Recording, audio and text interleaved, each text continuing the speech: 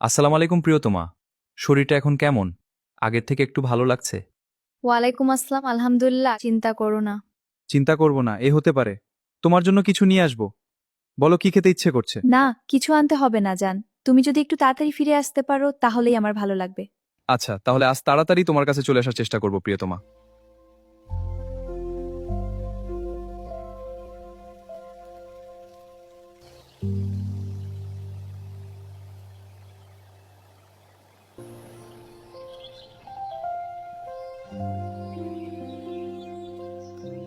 ভাই, স্ত্রীর জন্য সুন্দর একটা পায়েল আর ভালো মেহেদি দিন। এই দেখুন।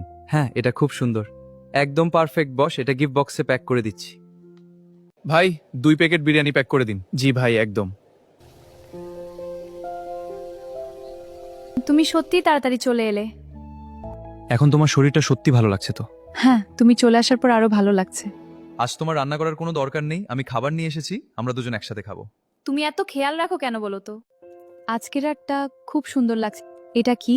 তোমার জন্য ছোট্ট একটা চমক। আমার জন্য এত সুন্দর কিছু? সত্যি?